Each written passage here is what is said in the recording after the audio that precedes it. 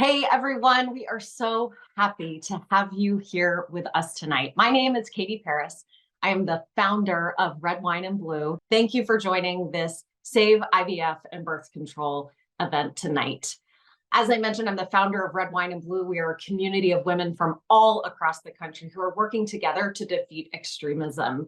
That's happening in our neighborhoods. It's happening all across the country.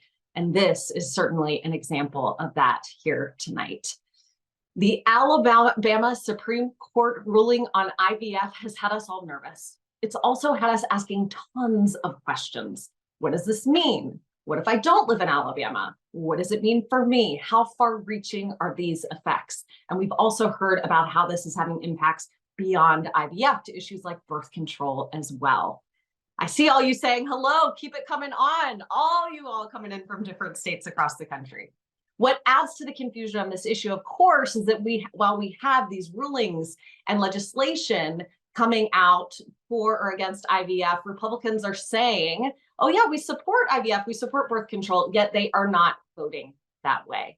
And we know that it's so important to use our voices, to share our values, to talk to our friends about where we stand and get out good information. So we're going to make sure that you leave here tonight being crystal clear about what exactly is going on at the federal level, at the state level, and what you can do about it. We're going to give you really concrete ways to use your voice tonight, because this is not a one-off event. This is going to be important for us to raise our voices from now until the election, which can sound like so overwhelming. You know, all of this stuff coming at us can be really overwhelming. I have to remind you that that is the point. That is the point of what our opponents are doing, and they know it. They create this just total shitstorm of BS, excuse me, they do, you know it. And the whole point is to tire us out, to wear us down, to make us throw up our hands and say, there's nothing we can do, it's too much, I just can't even deal, I need to protect myself. But if we do that, if we just say, oh no, I just have to protect myself, we actually don't protect ourselves at all. We have to show up for each other, and we can do it in a way that is self-sustaining if we do it together. Community care is self-care. I believe that so strongly. And my belief in that is affirmed every day because of this community, because of all of you right here.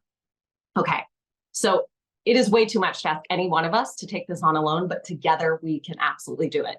I am going to give a preview right now of our first action item tonight. And this is to sign on to a petition that we are going to be using far and wide in the media, holding politicians accountable, to tell extremists hell no to banning IVF and birth control. And also hell no to getting away with your lies about it. It is going to be on all of us to be spreading correct information about these issues from now until the election, and using our voices in small ways and big ways, whether that's in social media or finding other ways to organize in your community. We're going to have your back and help you do it, and it starts right now. So we're going to be sharing the link, so you can be adding your name. Julie, thank you. I see you signing that. Join us in fighting back. Sign up here, get your name on that, and then share it, share it, share it, share it, share it, every way that you know how. Okay, I'm going to jump into our program tonight because we have a lot to cover. But I can't even believe everyone we asked to participate in this event said yes. And you all said yes to showing up here because you know how important this is. So I am just so touched, thrilled, honored to bring on Senator Tammy Duckworth of Illinois, a US Senator I admire so much for her passion, for her smarts, and her personal, very personal connection to this issue. So Senator Duckworth. Hi, it's so good to see you. It's great to see you again. It's been a long time since we've had you, and we've missed you. Welcome. It's good to be on. Good. It's great to see you. So, Senator Duckworth, I just want to dive right in on this issue. I know that you have been very open about your personal IVF story, but everyone here may not know about that because there's a lot of pretty amazing things about you. But this is something that I want everyone here to know because of your personal connection to this issue. Would you mind sharing with us tonight why it's so personal for you? Yeah, well, I had both my daughters through IVF after 10 years of struggling with infertility. But the crazy thing, why I talk about my journey is because I was misled at the very beginning of the journey to try to have my girls, because my VA hospital referred me back in 2006 to the hospital, the civilian hospital that it was in partnership with, because at the time VA didn't provide IVF, didn't provide fertility services beyond, try to get pregnant, you can't get pregnant. Then they referred you for infertility treatment. And I went to the infertility doctor at this teaching university hospital, at which point the doctor didn't even take me into her clinic. She just met me in the waiting room and said, "You're too old. You're 42 years old. Fertility treatments will not work for you. Just go home and enjoy your husband," which my husband thought was great advice. So I sort of gave up, and I thought, oh, I guess I was wrong. None of these treatments will work for me. This doctor at this major research university said it wouldn't. And I sort of gave up. And for about 2 or 3 years, I was very, okay, that's not going to be part of my life. And I was speaking at a women's event, and I said, the question was, well, what do you regret? So I regret putting off my fertility, putting off starting children until after, for my career. And by the time I was 42, and at this point, I'm 45. I'm too old. I can't have kids. And one of the women there came up to me and said, "That is so wrong. That is so wrong. You can have kids. You go to my doctor. And I went to Northwestern University. And within 18 months of showing up, I had my baby girl, my first baby, Abigail. But, when I went to see him, it took like 6 months for me to get in to see him, because I didn't really believe this woman. And she kept pushing, kept calling me. And I finally went just to get her off my back. And she was right. And her name's Judy Gold. And she also went to the same doctor. And so we call our kids Consino cousins, because that's the name of the doctor who took care of us. And so that's why I'm really open about it, because somewhere out there might be a woman like me who was given wrong information. When I went to see Dr. Confino, he said, "What hospital did you go to? Was it a Catholic institution?" And I said, "Actually, it was a Catholic institution." And they said, "That's why they told you, because they don't believe in many of the procedures." And so that's why I've been very open about IVF and the need to be allowed all your information, given all the information, so you can truly access IVF if you want to start a family. Okay, so you're a politician who actually thinks that politicians should not be dictating exactly how people start and expand their families, which we so appreciate. Senator Duckworth, you have proposed federal legislation to protect IVF that, as I understand it, Republicans in the US Senate blocked as recently as last week. Tell us why you are pushing for. A lot of people are confused about this. They say, wait a minute, I thought reproductive rights are back at the state level. What does the federal level have to do with this? Why is this so important to be pushing for federal legislation to protect IVF? Well, 4 years ago, I introduced legislation to say that to protect doctors and women who wanted to seek reproductive health care and who wanted to protect infertility care. But then when the Dobbs decision happened, and then when this Alabama Supreme Court decision happened, where they said a fertilized egg is an ex utero child that has more rights than the woman who's going to carry that fertilized egg, I realized that we needed a statutory right to access assistive reproductive technology, so that you could not be denied the right to seek assistive reproductive technology, including IVF. But there are other things, or fertility medicines, there's IUI, there's a whole range of things. And so it really was about making sure that we had a statutory right across the country, because I didn't want a woman to want to seek this treatment and not be able to get it because of the state she was living in. I didn't want a doctor to be able to not be able to offer the treatment if the doctor wanted to offer it. And I didn't want health insurance to be denied covering health insurance, covering IVF as part of health insurance, if the insurance company wanted to provide it. And so that's why I introduced the bill. The bill doesn't actually require anybody to seek it, offer it, or cover it. It just says, if you want to seek it, you have a right to. If you want to offer it, you can offer it. If you want to cover it as health insurance plan, you can cover it. And the Republicans who were all like, "Oh, no, we support IVF," not a single one of them has signed on to the bill, and they blocked it. I asked for unanimous consent to pass it, and they blocked it. And they said one of the reasons was that it would allow people to create human-animal hybrid chimera babies, and that was wrong. Okay. It's wild. Something like this should be an absolute no-brainer. It absolutely blows my mind that we even need to do this, but we absolutely do, because of course there are 125 Republicans in the House of Representatives, including Mike Johnson, who are trying to pass the Life at Conception Act, which could severely restrict, if not outlaw, IVF. So I just wanted to get my last question to you, Senator Duckworth, on this is when it comes to, I mean, you represent Illinois, that I think most people think of like as a blue state, you know, that like, oh, your constituents shouldn't really need to have to worry about any of this. I'm good. Kind of this, when we look at Alabama, like I don't live there, so this isn't about me. How do you talk to your own constituents about this and the need for what you're doing? This is about all of us. This is about my daughters someday who might want to go to school in a southern state that has banned it. Because the Alabama ruling, and this is happening across the country, says it doesn't outlaw IVF, but what it says is a fertilized egg is a human being. Therefore, like in my case, we created 5 fertilized eggs, 3 were non-viable. So we discarded the non-viable eggs because if we were to implant those, they could have caused a miscarriage. And so the Alabama ruling would say that discarding of those non-viable eggs could be murder or manslaughter on the part of the doctor or on the part of the patient. And it would, and in Louisiana, there's already a ban against discarding fertilized eggs. That's already on the books in Alabama, in Louisiana. In Florida, there's a movement to again identify, to call and enact personhood on a fertilized egg. And so what I say to my constituents is this is spreading across the country, and this needs to be a federal right, because you never know what's going to come up next. There are doctors right now who are afraid to implant IUDs because an IUD prevents a fertilized egg from implanting into your uterus.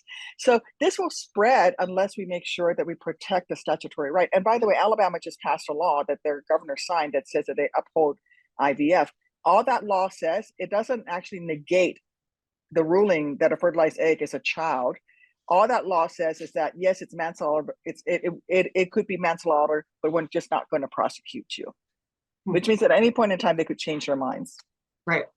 Okay. Well, you have teed up your colleague perfectly. Our other favorite Tammy in the U.S. Senate is here with us tonight, Senator Tammy Baldwin of Wisconsin. We are so thrilled that you also said yes to joining us. And we know it's because you feel like all of us do. You can't believe that these attacks are actually happening, that it's, 2024, not 1954, and that this is happening. And thank you to Senator Duckworth for maybe making that direct connection of how these deeply personal issues that have to do with contraception, my IUD, and so many others of us here on this call who are just trying to responsibly plan our families.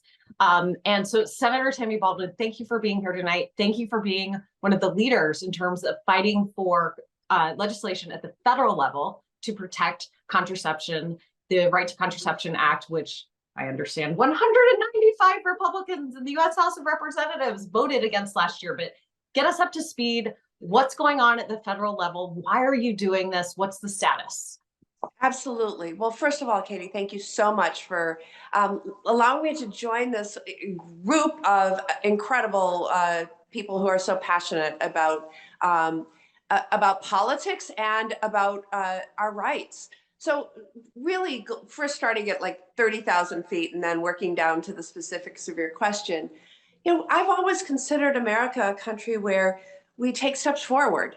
And yes, sometimes you have a breakthrough and then there's pushback, but they were making sort of continual progress. And to see the number of rights and freedoms that have been stripped away in recent years is frightening to me, and really fundamentally shakes me about the direction of our country.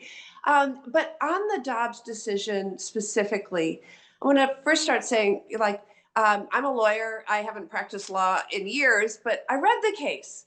And the case said that the Supreme Court back in 1973 got it wrong, that there is no right to privacy, that the word privacy isn't in the US Constitution. So therefore, if you read it literally, there is no right to privacy.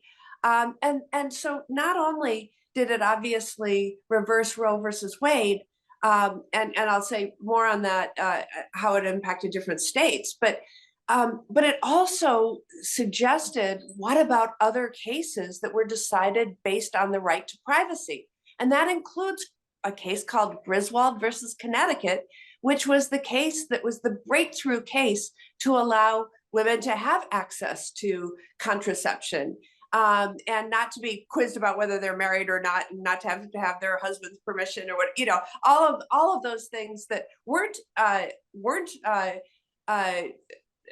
decided prior to that time. So this case really opened those doors.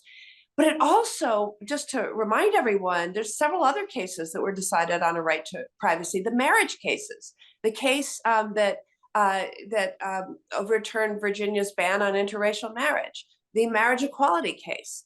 And so all of those things were put in jeopardy by this Dobbs decision. And if it weren't enough that the majority opinion implied that, Justice Clarence Thomas said it right out in his opinion that concurred. It said, maybe this new Supreme Court, with its 3 Trump-appointed justices, should review Griswold versus Connecticut anew, and should review Obergefell, the same-sex marriage case, anew, and basically inviting people to relitigate it. So not only are our rights in jeopardy because of what state legislatures or the Congress might do, it's also in jeopardy because of what the US Supreme Court might do.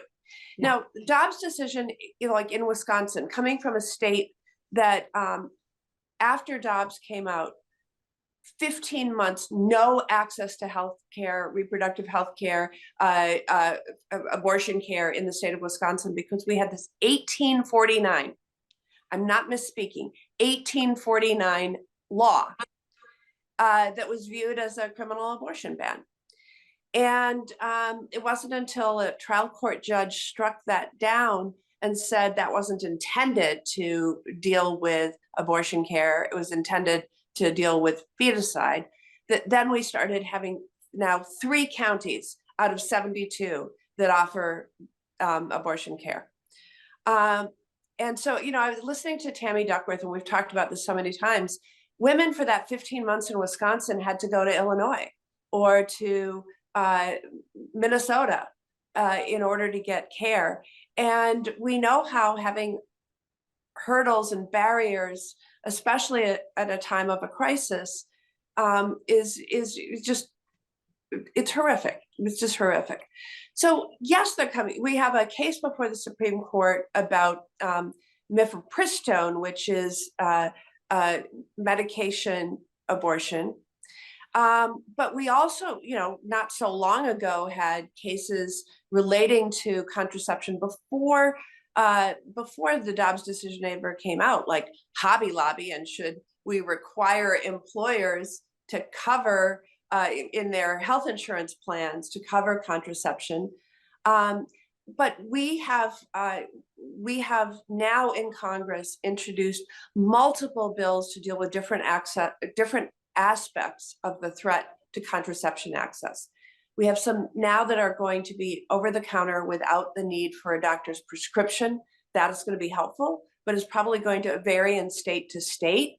And we also are trying to pass legislation that would allow prescription contraception to be in so you can buy a year's worth without having to go back, every 30 days or every 90 days for refills for rural access. Wouldn't that be revolutionary? A convenience for women just in our day-to-day lives? Yeah.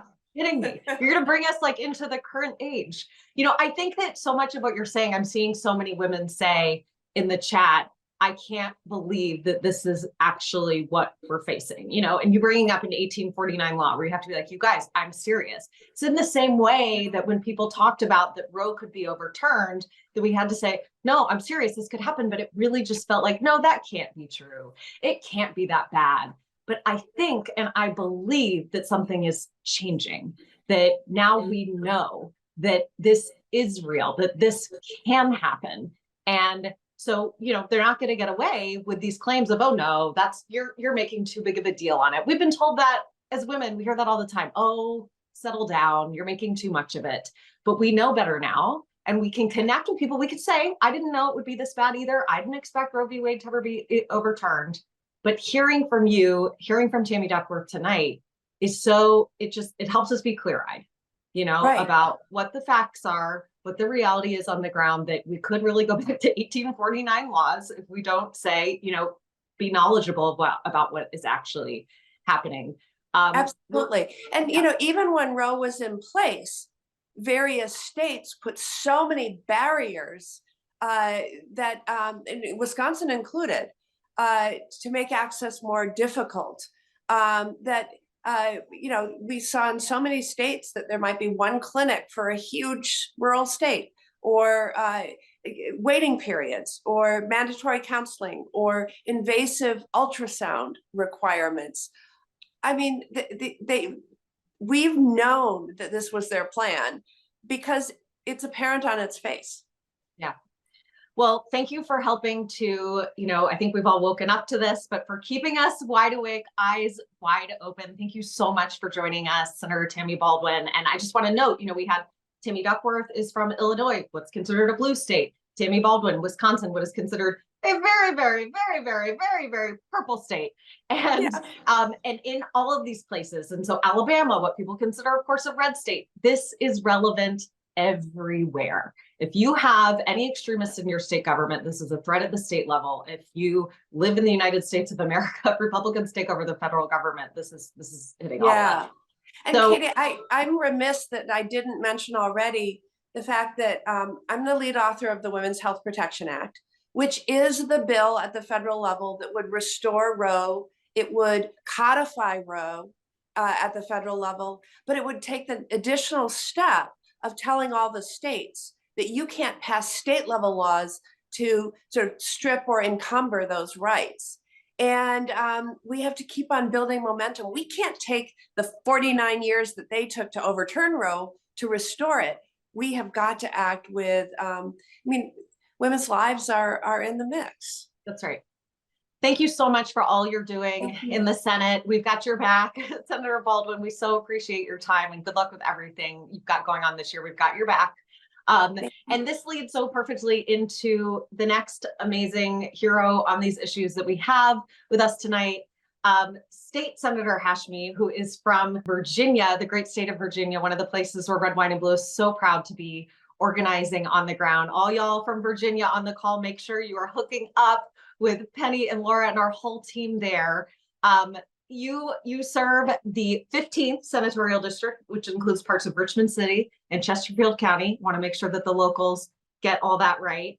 And I always have such admiration for those of you in Virginia who defeated these flipped these very red seats in 2019. You were one of the amazing candidates who did just that. And then you've just been an incredible leader for us since. So can you tell us what is going on in Virginia and why we have to be fighting this, at both the federal level? Yes, we've heard about that, but tell us what's going on at the state level. Again, Virginia, I'm going to keep hitting on this theme. People think of Virginia. Some people call it blue, maybe more a little purple. There's a Republican governor now, and how relevant this is everywhere. So talk to us about Virginia. Well, thank you so much, Katie. And I'm just thrilled to hear all the wonderful work that our two senators in Congress are doing. And I know we've got fierce champions there, but you're absolutely right. As soon as that disastrous Dobbs decision was passed down, we knew immediately that the new battlegrounds were going to be at the state level. And the good news was for us here in Virginia that as soon as we had secured that Democratic trifecta in 2019, we moved really quickly in that 2020 session to protect abortion rights.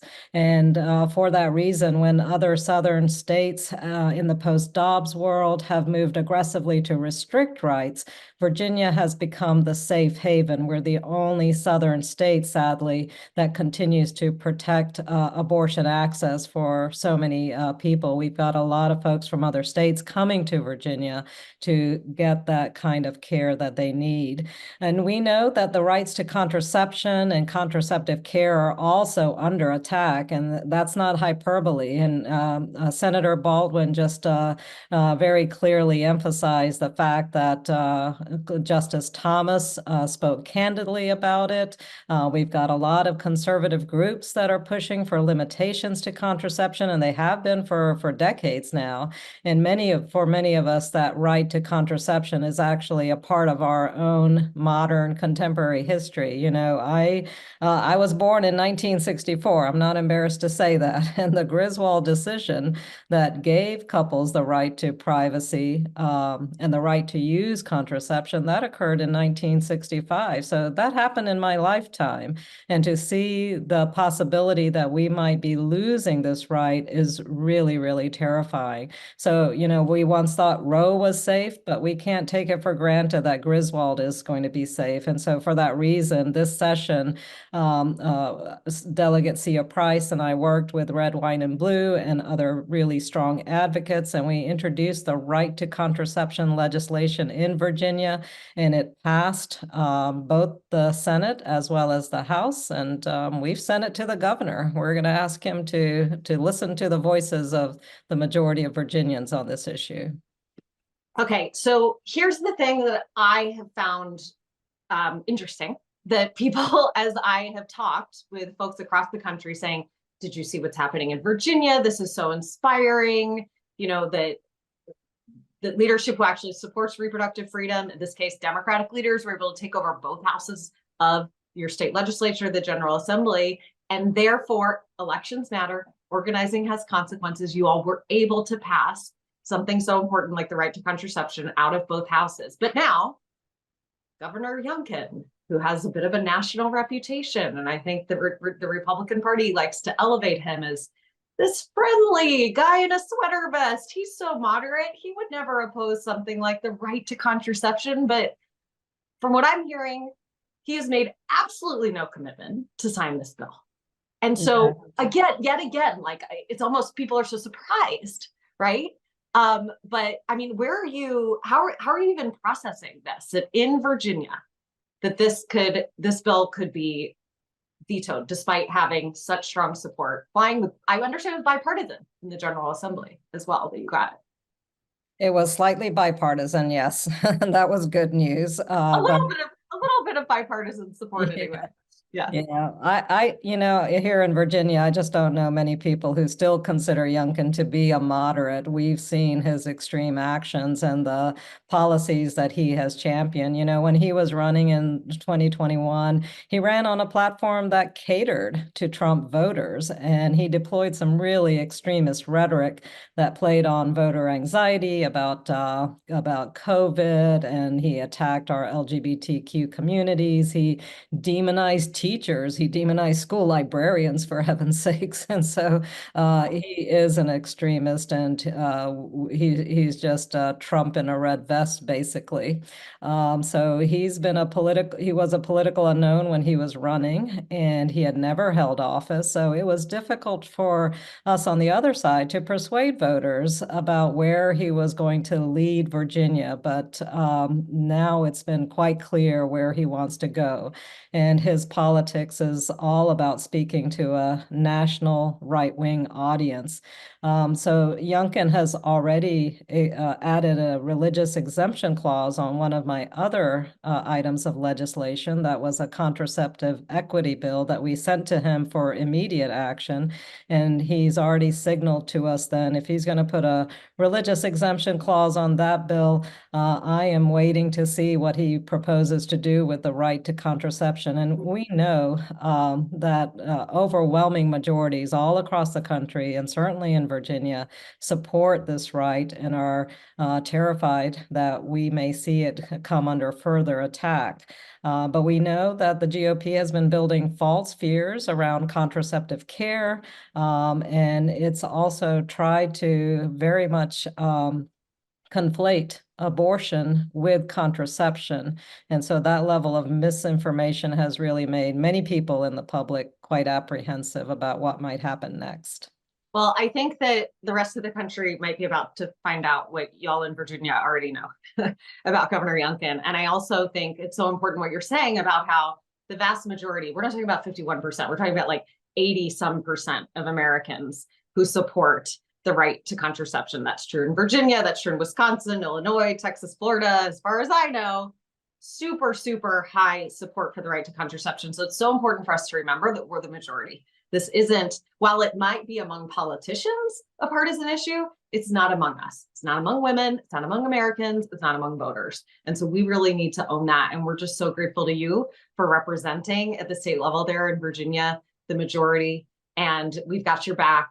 And we are going to keep fighting for this. And we know that it might be a long road ahead, given how partisan some politicians are going to try to make this. But we're going to keep fighting and having your back and being the majority. So thank you for your leadership. Sincerely, Senator Hashmi. It's been really incredible to watch and get to support you. Thank you so much, Katie. Really appreciate all your help and advocacy. Well, we're not going anywhere. Next, we have, you guys, all of you may not know who Dana Singheiser is, but you're about to find out. She is like the go-to expert on like women's health, healthcare overall, issues having to do with contraception and reproductive health. I mean, she was in the White House, like one of President Obama's right hands when they were trying to pass the Affordable Care Act, which was no small feat. So this woman is like a policy genius, a political genius. She like knows what's going on across the country. She's just like the go-to to answer any complicated question. So when I need to see things more clearly, it's like, Dana! So Dana, are you here? Thank you for being here with us tonight.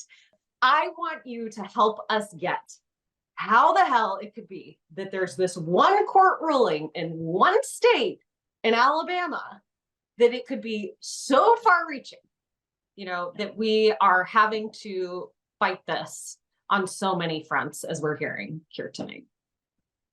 Yeah, well, thank you so much for having me, Katie. It's like such a treat to be here with my sheroes, Senator Baldwin and Senator Duckworth and Senator Hashmi. It's really fantastic and an honor. So thank you. You know, it is amazing to think that while technically the Alabama Supreme Court's ruling only applies to the people in the state of Alabama, what it demonstrates is that we really haven't seen the bottom of the aftermath of the Dobbs decision and of Roe v. Wade being overturned. Because what this ruling did is expose the fact that some politicians, as you heard Senator Duckworth describe so eloquently, they're trying to define life at conception, at the embryo stage. And about Alabama courts that basically said, well, it doesn't matter whether an embryo is in a uterus or in a fertility clinic, a life is a life is a life. And what's scary about this, and I think why people are feeling this threat, not just in Alabama, but across the country, is that there are actually 9 other states that have laws like this on the books. And if that weren't bad enough, there's actually a bill in Congress that is co-sponsored by 120 House members, including Speaker Mike Johnson, that would also codify life at conception. So, so this IVF threat is not limited to the state of Alabama, which is why we're so grateful to Senator Duckworth for leading the charge to try to protect IVF nationally from these threats. It is so, when I think about this idea of life at conception, which I think has been considered sort of a talking point, something that sounds like a religious talking point, but then when you really, first of all, like as someone who, I mean, my dad was a pastor for 17 years, grew up in the church, Christian, like I just find it so problematic and anti-faith and, you know, to be weaponizing religion in this way. But the idea that like women who so desperately want to be pregnant and know they're very high risk for miscarriages, so they're getting pregnant again and again and again, right? Getting fertilized eggs and then losing those pregnancies. Are we gonna prosecute them too? Because they knew that, you know, that maybe those embryos would not turn into life because it was a high risk pregnancy. These women who so desperately, you know, there is just no way to make their position make sense. It is so fundamentally anti-American, anti-freedom, you know, I think like trying to fulfill our life's mission and purpose and even what they say they want in terms of growing our families. It's just, I can't make it make sense. But Dana, you're here to help it make sense. All right, so you talked about IVF. I want to go a little bit more into contraception and how deep that threat goes. We've heard some discussion about IUDs. When we talk about contraception, what are we talking about in terms of what could be threatened here? Because I'm ready. It all seems crazy, but give it to us straight. Yeah, I mean, it's, the post-Dobbs decision, as you heard from Senator Baldwin, we can no longer even count on the right to contraception in this country from what the Supreme Court signaled in that decision, which 2 years ago was inconceivable. But the threats to access are not new, and they unfortunately are proliferating. So we're dealing with the right, and we're so grateful to Senator Baldwin and others for protecting that right. And for those of you from Massachusetts, Senator Markey is also leading that bill in the U.S. Senate. So we welcome a few good men along the way here too. Yes, we do. But access, to your point about emergency contraception and IUDs, there are so many attacks on access to contraception, like blocking Medicaid from covering emergency contraception and IUDs, to defunding Planned Parenthood, the biggest provider of contraception in the country, to defunding the only federal program designed to increase access to contraception, the Title X program for providers out there. We are even seeing, just in the wake of O-pill, the first daily oral contraception pill being available over the counter, we're just days away from that. Already there are some on the other side calling for the FDA to revoke that approval. So these attacks just have not stopped, and in fact are, I think, proliferating at the state and the federal. Dana, why is this happening right now? From what I understand, this wasn't like a new idea that came up, as soon as Roe v. Wade was overturned, but that there's kind of a decade's history of what is going on the far right? Why have they spent decades on this? Why is this happening right now? Yeah, well, I so appreciate your recognition that this isn't new.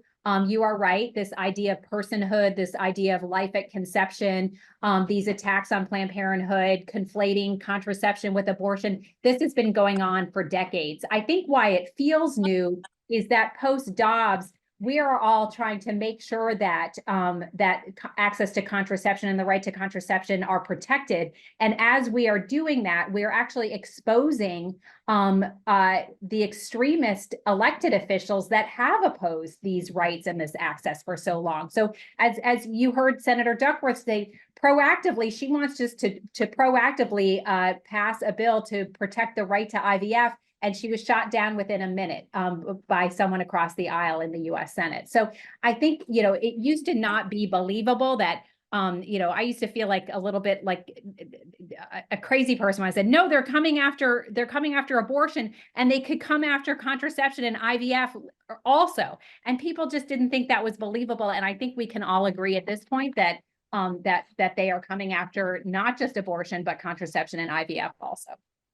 Well, and I think that we're seeing that shift. I mean, I know in terms of my own conversation since the Alabama ruling, what people believe can actually happen has changed quite a bit. And I know that there was that poll that was reported on a couple of weeks ago too, that showed that not only did over 80% of Americans support the right to contraception, but over 60% of Americans saw a real and present threat. So, like the cat's out of the bag on this one. Okay, Dana, thank you so much for giving us this context, where exactly we stand, knowing that we are truly the majority, that regardless of where you live, that this is a clear and present danger. And thank you for agreeing to, whether you know it or not, continue to be a resource to us for the next, between now and November, to really make sure that the lies on this do not stand, and that we at the state level, at the federal level, can continue to be really smart advocates in terms of how we can support politicians who know this shouldn't be up to them, and it needs to be up to women and our families and our doctors and people who are pregnant. So thank you so much, Dana. Now I want to talk with y'all for a moment about what is starting tonight. So this is a kickoff event for a campaign that we're calling Save IVF and Birth Control. The subheadline, which I really like, is they're coming for IVF and birth control. We're coming for their jobs. Okay. So we really need to know what is going on here. All right. They are doing this because this has been a long-term part of their political plans, a long-term part of this, right-wing project to undermine basically we the people. Specifically in the 2024 election, they are using this to try to win back support from women like us who are on this call tonight, because they know that we have been turning our backs on the party of Trump and this extremism that we're seeing in droves. Okay, they're trying to make us,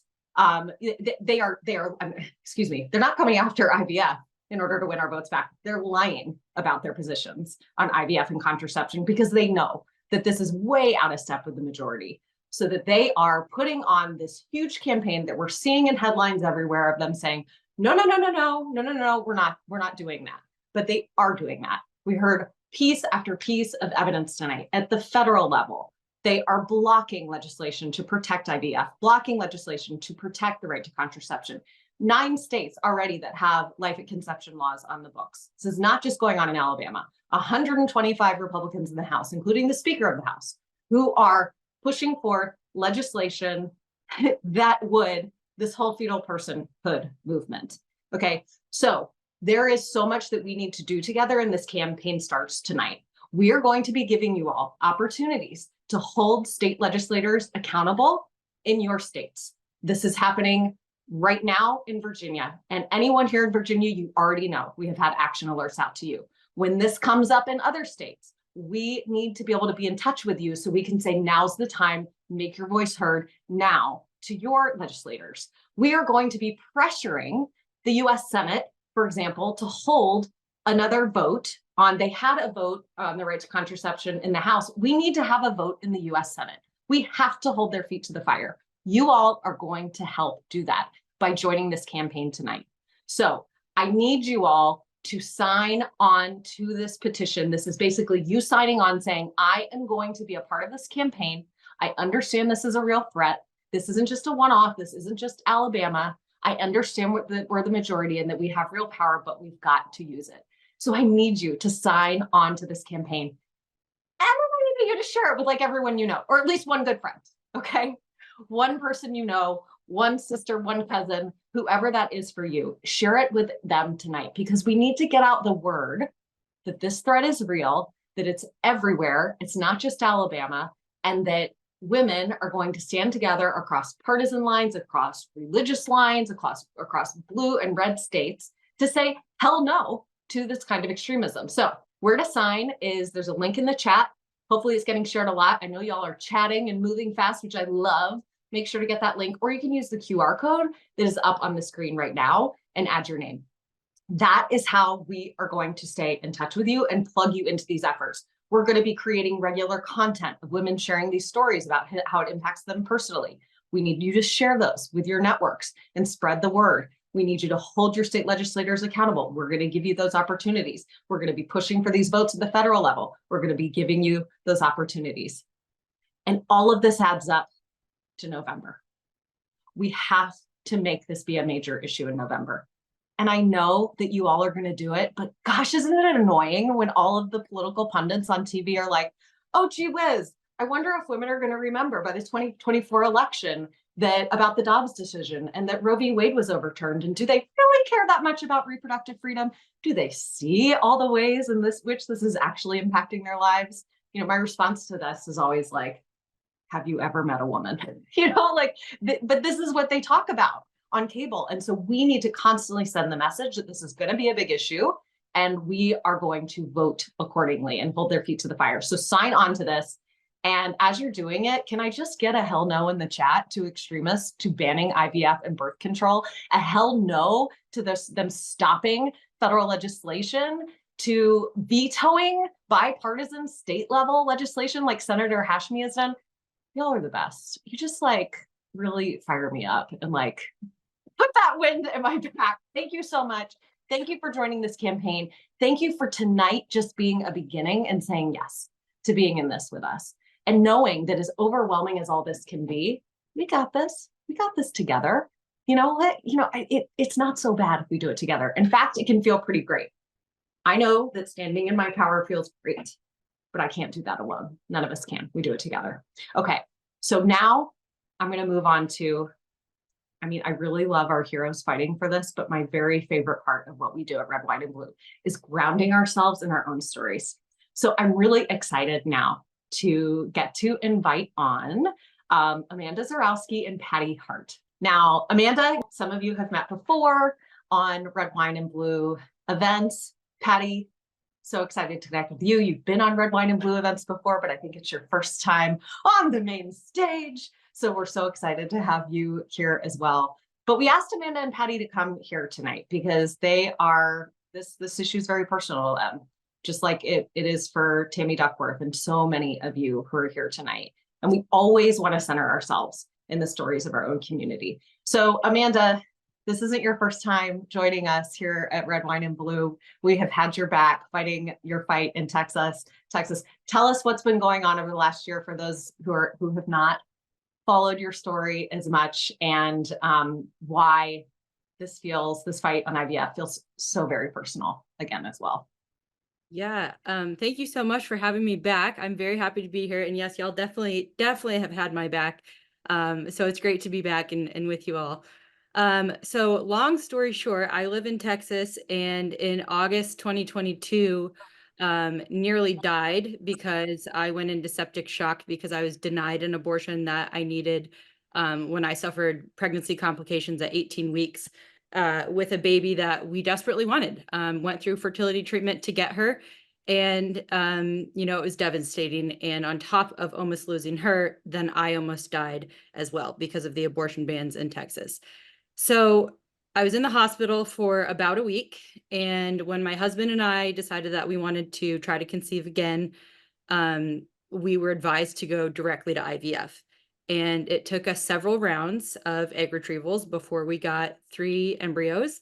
And we're very happy to have them, but they are currently on ice in Texas. And as soon as this Alabama ruling came out, I literally ran downstairs to my husband and I was like, Josh, we've got to get our embryos out of here. Because if this can happen in Alabama, it's going to happen in Texas next. And so, it's just an extra layer of complicating the whole process. It's more anxiety. It's just more things that can go wrong. And frankly, it feels very unfair, and it feels really infuriating that this is something that we even have to think about. Amanda, it's so incredible to me what you have been through, and that you are willing to keep stepping up and using your voice. I mean, when you came so close to dying, and speaking up and saying, Texas, my home state that I love, this isn't okay. Not in Texas, not in the United States of America. And now, where once again, you're trying to get pregnant in the way that you're told by your doctors is safe. And once again, the threat of that intervention, it's much easier to be quiet about that. And that would be so understandable, but that there are so many women who are facing this. And it's like Tammy Duckworth said, she wanted to share her story because she knows how much other women need to hear it, and to hear and to say that, gosh, me too. What do I need to be doing to protect myself as well? So, just thank you for stepping up, once again. And I know it's got to be hard, but you're just crushing it. And I'm glad you were at the State of the Union address, so that was so cool. I'm glad that you were there. You want to tell us for a second about what that was like?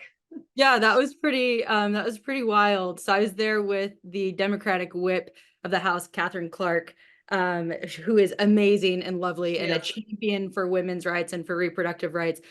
She's awesome. So we had a very full day of, some press and meeting with folks and just explaining, what this can mean for someone. And I think I'm in a very interesting position because I fall on both sides of the control, right? I've seen in the chat quite a bit folks talking about how this is all about control. And I fall on both sides, because on the one side, they wouldn't let me have an abortion, and that's about control, even though they say it's pro-life. And now on the other side, I'm trying desperately still to grow my family, and they're telling me when and how and if I can do it. And that's about control too. Yeah. And so it's just, a message that I just feel obviously very strongly about. And so, I was in DC just screaming to anybody who would listen, like, we have to stop this. We have to fix it. And I will say, I think the president's address was excellent. He did spend a good chunk of time on reproductive rights, which is really encouraging to see. Yeah. And I know that we've got lawmakers fighting on all fronts, just like we're fighting on all fronts across the country. And so I'm optimistic, but we've got to turn things blue this November, y'all. Yeah, I mean, look, we're not going to be conned by the politicians who are lying to us, and we're not going to be controlled. That's the Yep. point of the con, right? So we're gonna call it out together. Okay, Patty, so happy to have you here as well from North Carolina, another state where Red, White, and Blue is organizing on the ground. So all y'all North Carolinians, please connect with each other in the chat if you are not already hooked up, so you can have Patty's back there in North Carolina. So Patty, can you share with us, your story, your deep personal connection to IVF, and how that leads to you, wanting to speak out on this today? Patty, you're on mute. Classic Zoom mistake. We've all done it. We want to hear your voice.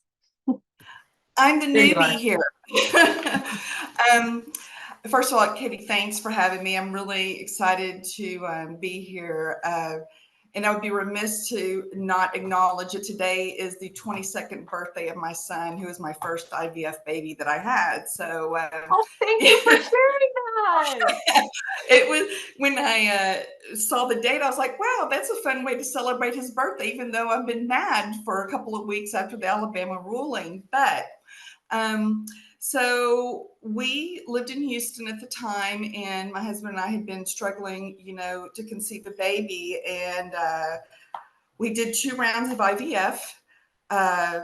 There were day 3 transfers, and we had decided to try one final time. And I consulted with a doctor in Colorado, and he suggested we had a day 5 transfer. And, we went for it, and I conceived my son. About 18 months later, we went back, same doctor, same procedure, and we transferred 3 embryos, and they all took, and then one of them split, so I'd conceived quadruplets. And that's something you kind of know in the background that could possibly happen, but you just think, oh, it's not going to happen to me, but it did. And at the time I was approaching my 37th birthday. So I was going to a high-risk doctor, obviously. And early on in my pregnancy, the 2 that had split, they were the identical twins. They were having twin-to-twin transfer syndrome and were not going to be viable because I had a multiple pregnancy on top of it. So we did a reduction and in the first trimester, and we'd settled into the fact that we were going to have twin daughters, and went in for a checkup, and they did the ultrasound, and they said, one of the babies is significantly smaller. And 20 years later, I still remember the exact word significantly. And there was low amniotic fluid. And they said, it could be possibly that one of them is going to be smaller. So we want you to come in every 2 weeks to be monitored to see if you're going to have the same growth pattern on both of them. Went in a couple weeks later, there was 0 growth on my daughter, Charlotte, and less amniotic fluid. So then we had to, the choices that we were left with, complications of the pregnancy, we just basically decided that we were going to have a reduction, because typically, from our understanding, they would have taken the baby at 23, 24 weeks if it would have been a single pregnancy, because I had a normal child, developing there. They just, it wasn't an option. But when we did the reduction, we had to kind of make our decision very quickly, because at the time the law was 24 weeks in Texas. And again, seared into my brain was, we need to get this done, because they are coming, in Texas, they were basically back then trying to start restricting the weeks that the procedure would have even been available. And I just was like, okay, so here we go.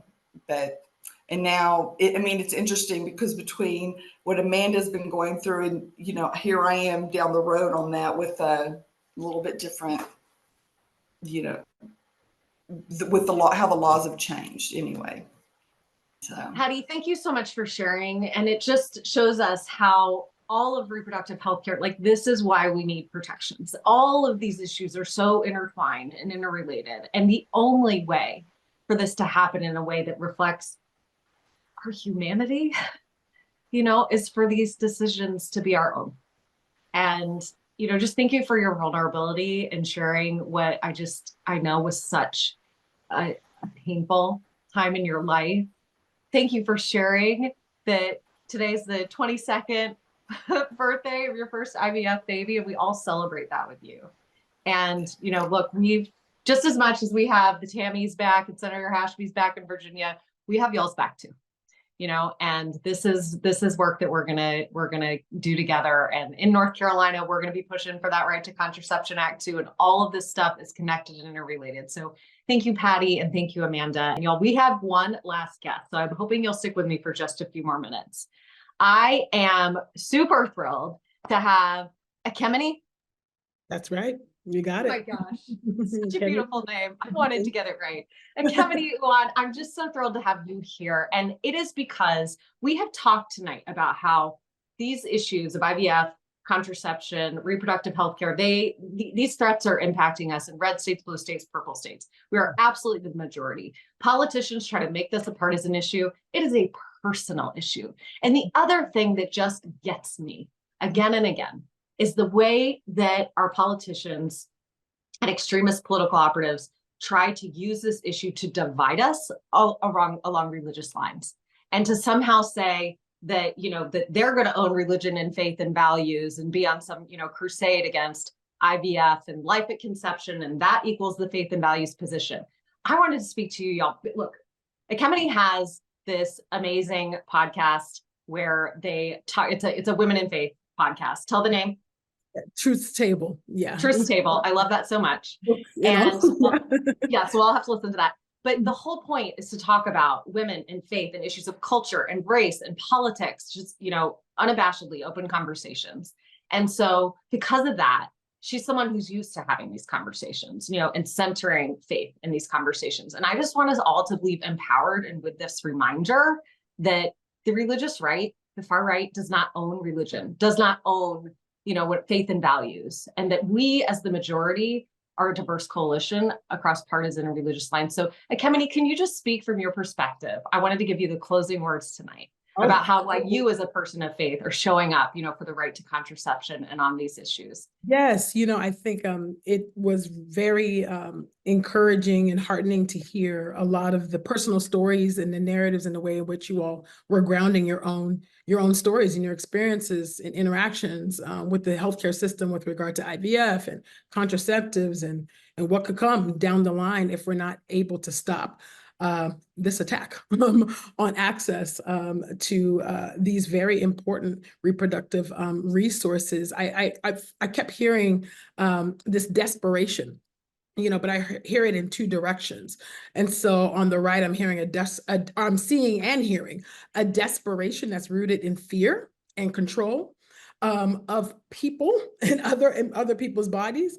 And yet on the left, I'm hearing a desperation that's rooted in love. And what I mean by that is a love and a desire to bring children into this world according to the timeline and the best circumstances in which we can possibly do that, and to use the resources and the technology, right, and the science that's made available to us in order to do that. And so when I think about this as a person of faith, as a public theologian who is rooted in the Christian tradition, yet this is still applicable even for people outside of that tradition. What my tradition holds is that every human being is made in the image of God. That means we all have intrinsic dignity and worth. And with that intrinsic dignity and worth, we are given agency. And not that agency to lord it over others and to control and to oppress, like we see is happening not only just here, but around the world, but agency in order to support and to create the conditions by which our neighbors and ourselves can flourish, right? And who is my neighbor? it's my literal neighbor, yes.